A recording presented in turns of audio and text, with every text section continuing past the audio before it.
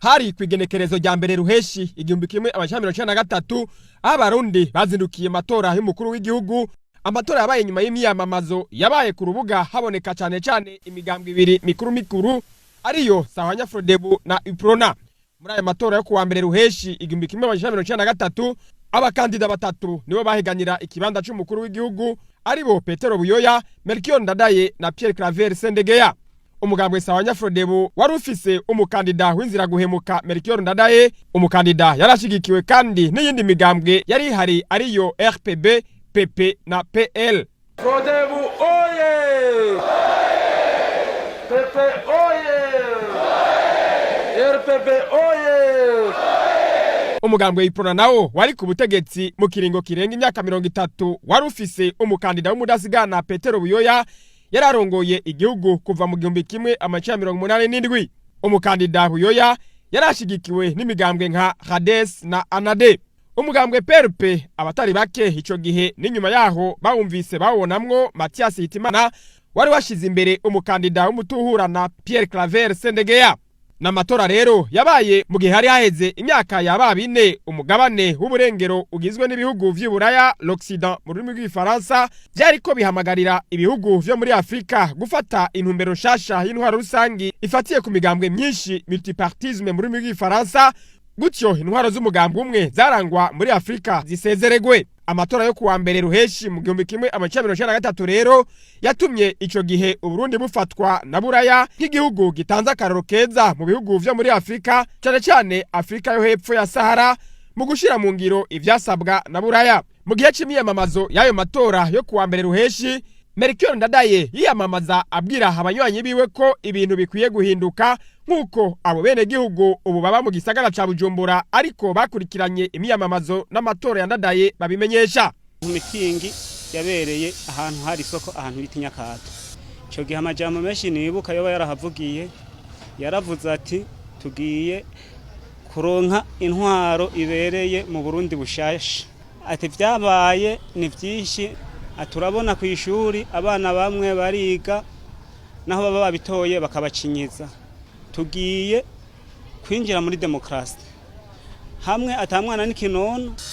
Amajambo yadushika ku mutima cyane, yaravuga yuko intwaro ishobora kuba ari isangiwe n'abarundi bose kugira ngo itunga ry'igihugu risabikanywe na bose.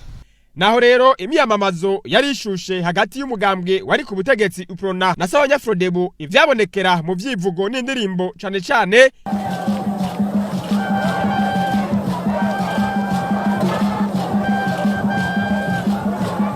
Frodebu oye!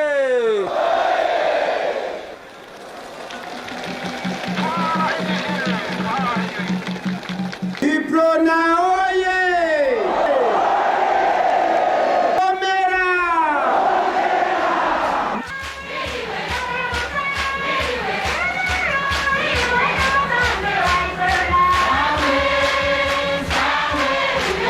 Kuwa mbere ruheshi mu 1993 inkoko yabaye yo ngoma iryavuzwe rirataha.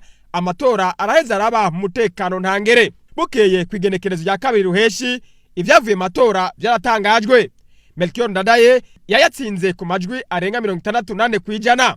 Mu gihe hari hasigaye umunsi umwe ngo amatora abe, amenyesha makuru bamubajije Ndadaye amajwi yiteze muziga ko mworonka amajwi angana gute, yishuye avuga ati hafi 60 kwijana. Turavyizigiye gose kandi muzobimenye ejo nta ngorane. Kuri uwo mugoroba rero ho kuwa kabiri ruheshi ivyavuye matora bihejeje gutangazwa, Ndadaye yaciye ashikiriza ijambo abarundi n'amakungu aho yagarutse gushimangira ivyo yavuga mu myamamazo ko hagiye kubakwa Uburundi bushasha. Nibuka Ndadaye atsinda amatora ijambo yavuze avuga ko Burundi ari buhindutse bukwiye ko bugiye kuba Uburundi bushasha, kandi iryo jambo rikuru ryakunda kuvugwa Burundi bushasha kandi abarundi bose basangira atawanja wangura. Inyuma y'amatora y'abashinga amateka yo kuwa 29 ruheshi mu 1993 muri mukakaro kwigenekerezo rya 10 muri uwo mwaka nyene, Melchior Ndadaye yarabisikanije na Petero Buyoya ku butegetsi.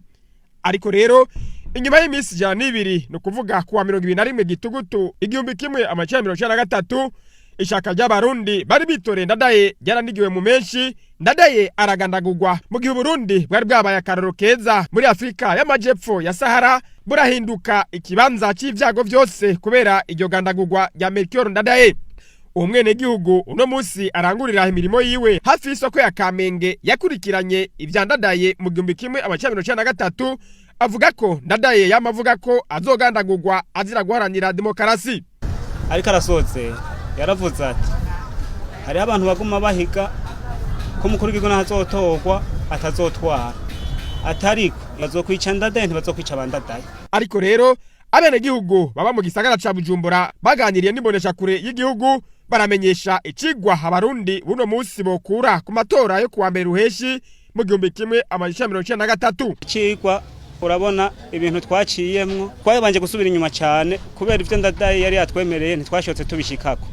Muga nk'uko twari turosa gahengo n'abana bacu bari barakinyiwe batari barize kandi natwe urumva ko twaciye dukinyiwe tutabaye tuciga bakiga bagatera imbere bakazanira inyungu igihugu kokora tugatanga amatagisi ya leta kubwira igihugu gitera imbere. Ikigwa nuko twokwama dushira ku muzirikanyi imigabo n'imigambi yavuga yuko abarundi bose ari bamwe atanya gupfa atanya gukira. Bahamagarira abarundi n'abatwara igihugu uno musi kwama baca makanda ya Ndadaye ivyo yari yariyemeje babikurikize ngo narijya iragi yasize uno musi ari umuco umurikira Uburundi n'abarundi.